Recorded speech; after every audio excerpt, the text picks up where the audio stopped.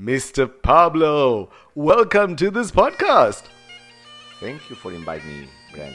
No, listen, mate, I have to thank you for coming here because you are the first musician, professional musician that we have had in our podcast. So welcome, Pablo. Thank you. What an honor then to be the first one. You are the first one. And you know, what's remarkable about you is that you are a musician, but you are also a manager of musical ensembles. Yes, let's say that I combine both things. Was trained as a classical musician, playing the violin when I was 9 years old. I started to play the violin in the conservatory here in La Coruña. Right. Then I studied a little bit abroad. Right. I was living in Switzerland. I was living in Sweden, and then I also for a while in US. Right. And now I'm teacher. Mainly my main activity connected to violin is being a teacher. Right. But as you say, also have my dark side. My dark side is being a manager and being involved in developing the career of certain international musicians and curator of certain festivals. Wow. And some chamber music series. So you are really involved in music. You're really involved in music. And wow, that's an incredible curriculum, my friend. That's an incredible CV. So you play the violin, and you're also a curator of musical events. And one of those musical events made you travel to, or had you travel to Mexico for a massive international, like a concert that they had. Yeah. Yes. Now I have a very strong connection with one of the most beautiful festivals in the world, at least for me. Yeah. Which is Festival Pax GNP in Caribe, in the Riviera Maya. Oh wow! This is the paradise in the earth, honestly. Then this festival is run by my dear friend conductor, one of the best conductors now in Latin America, and she lives now in Madrid, Alondra de la Parra. Right. Fantastic lady, very clever. Yes. And I am lucky to work with her, Wow. developing one part of the festival, especially the fellowship program. I am the artistical coordinator of this part of the festival. And for me, really, it's been in the paradise for 2 weeks every year. I can imagine. Really, you know, the Riviera Maya. Am I pronouncing that correct? Riviera Maya. Riviera Maya is wonderful in Mexico. It's an incredible place. Somewhere I would love to go, my friend. But listen, let's take it back. Let's take it back. What made you get involved with the violin? Why did you learn the violin? Like everything in life started with Mama. My mother sent me to the school, to the conservatory here in La Coruña. Yes. And I started with the violin. And I was lucky that I had a group of friends when I studied in the conservatory. Mostly all of them now are professional players or teachers in La Coruña or around. The conservatory. Yeah, in the conservatory. Then we have a nice group. Then having a nice group make you keeping the interest in doing something. Yes, and good friends, good habits, good future for you, and it's wonderful for you because, you know, in addition to traveling and in addition to doing so many things for musically, you also are working with Grammy Award winners. Yes, I am very lucky to have a roster of wonderful artists. Some of them, especially two of them, they are David Finkel and Buham. Yes. David Finkel and Buham, they are the music directors of the Chamber Music Society of Lincoln Center. The Chamber Music Society of the Lincoln Center in New York? Yes. Oh my word, that's amazing. That's unbelievable, and you cannot imagine which kind of people they work, both as artists or both as a donors and everything. They know everyone. I can imagine. I mean, and to meet them is like having a master class about the music culture. Yeah. And they've won many Grammy Awards. Yeah, they have like 9 Grammys. Yeah. 9 Grammys. Yes, because David was the cellist of the famous Emerson Quartet. Yes. And with them, they got like 9 Grammys. Yes, and they are one of the main references in the culture of the chamber music. You know, chamber music is a small group. Yes, chamber music, yes. Yeah, and they are one of the main references, of course, in all the world. But I mean, they organize like 300 concerts. They are the curators of 300 concerts in America. Oh my word! It's crazy. 300 concerts a year.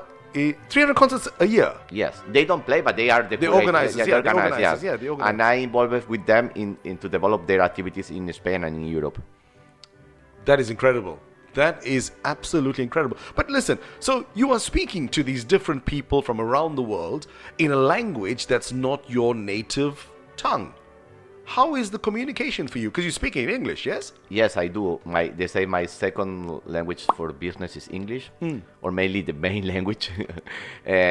But as an advice to the people, what I can tell to people is you don't need to be ashamed to speak English. Oh, how wonderful. People is ashamed to make mistakes, and you should not. I mean, you need to speak and learn. And as we just spoke a few minutes ago, you don't need to be worried to make mistakes. Yes. Or mistakes are part of it. Yeah, I mean, and it's not our main language. This is normal that we did some mistakes. Absolutely. I know some people that is living in La Coruña for 20 years and their Spanish is still not good. Then maybe you know what I mean. I could be one of them. I don't know. I was not speaking about you this time, but which is normal. I mean, yes, absolutely. Then I travel, and if I go to Italy, I try to speak Italian, even if my Italian is not good or our French. You try. I not try afraid to make a mistake. Yeah, then that's it's the wonderful. way. That's wonderful, Pablo. That's wonderful. Thank you so much for saying that, because I think more people need to hear that. It's not about speaking the language. It's about making mistakes. Because the more mistakes you make, the better you become, because you're learning from your mistakes. So wonderful. Thank you. That's amazing advice for people that are learning language, especially English as a second language or as a foreign language. Now, mate, you have an incredible life because you travel around the world for music, and you're doing something that you love and that's your passion, which I think is important. You also have the ability to speak in several different languages, and you are rubbing shoulders, as we say, or meeting people that are incredibly well known around the world in their field. So that's amazing. But now, Pablo, we come to that time in our interview where I have to ask you 4 questions that gets to the essence of you. Who is the real Pablo?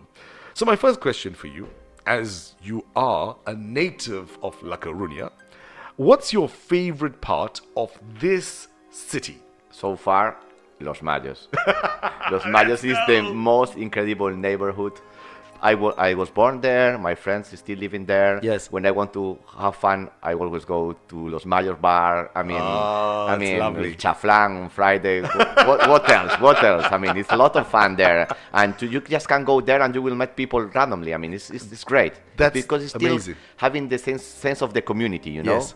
I mean, you just even don't need to call people. And I mean, and in these times that we chat a lot, I miss really the face-to-face. Then it's great to have the chance to meet people face-to-face. To face-to-face and catch up with them, as you say, to catch up with them and to speak to them. Oh, that's remarkable. That area of Coruña is a wonderful area because there's so much of life there. There's just so many things happening. Restaurants, bars, shops, it's wonderful. It's wonderful. You're the first one to say Los Majos, my friend, but I'm sure you're not going to be the last. So well done, well done. What about food, my friend? What's your favorite food? Okay, food is difficult. I love to have, of course, seafood. We are Galician. Yes. A steak always is a pleasure. A steak? Of Good course. steak. Yes, Good steak always is a big pleasure. Right. And let's say also Mexican food. Mexican food. Very big fan. Do you like spicy food then? No, very spicy. Let's say I'm not in the limit. I didn't learn as I have not my Mexican car ready for the spicy food. I need to improve. but you're going in the right direction. You're going in the right. Yeah, I'm working on it. Let's say. Fantastic. Now, what about a television series or movie that you can watch over and over again? Something that just makes you feel good. I like very much Braveheart. Braveheart. Yeah, it's really an epic film. That is a good movie. That is a good movie. Based on a true story about William Wallace from Scotland. You know, I was last weekend in Paris. Oh, yes. And I was doing a free tour, and I listened very carefully. Yeah. Very nice history about the end of the. You know that it was the king. Yeah. What's his name? Robert, I think. Robert the Bruce. Bruce, yeah. Okay, you know that the heart of Robert the Bruce was traveling to Malaga.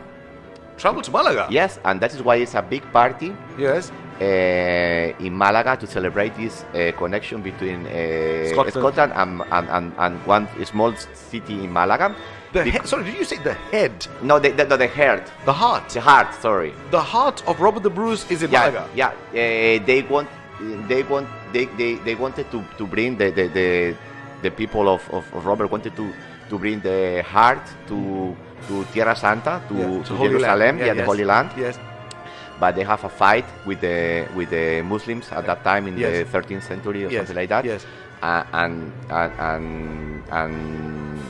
So something happens, and then the heart finishes there. It's very, very, very uncommon history, but it's true. I check it, and it's true. And this is why it's in a small town of Malaga. Yes. It's a party dedicated to the hermandad. How do you say in English? Brotherhood between this part of Scotland and this, because these people finally give the heart back to Scotland. Wow. Yeah, and this make a specially connection. So they do like a when you say a big party, they make like a celebration. Yes, a celebration of that event. Yeah. Oh man, that's incredible. Thank you. I wasn't aware of that. Me neither. I mean, it was nice really recently. Yeah, what an incredible connection between Scotland and Spain. And finally, now this is going to be an interesting question. Your favorite music. What is your favorite music? Wow, I mean, of course I love classical music, but I love to go to classical concerts. I recommend to everyone to go live. I mean, people say sometimes that classical music is boring. They need to go to certain pieces and listening in live, especially, or to go into opera once in life is amazing. Especially if you go to operas like Traviata or Carmen. I've been to La Traviata. I've been to it, and in the Royal Albert Hall, my friend. That's make a big difference. And it was incredible. It was incredible. And what they have Sir titles. Do you know they have subtitles? So it's not subtitles. Subtitles are below. They have subtitles, and it's translated everything that they are. This I recommend to have to everyone at least to go. But also when I am out to the business, let's say I listen a lot of non-classical music, and let's say my favorite maybe is Mexican music. I am a big fan of Luis Miguel. Yeah, Luis Miguel. So you like lively music, my friend. I do. Like Los Majos is lively, and your food is lively. That's the way you are. How wonderful, Pablo.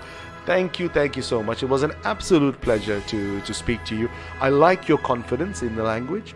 I like that you are using your language daily, basically.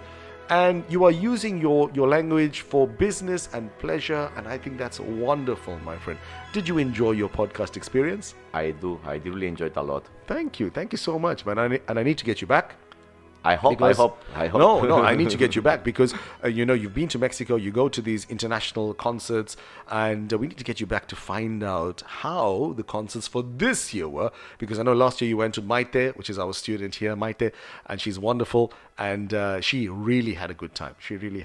So thank you so much. It's a big pleasure, and hopefully I come back soon.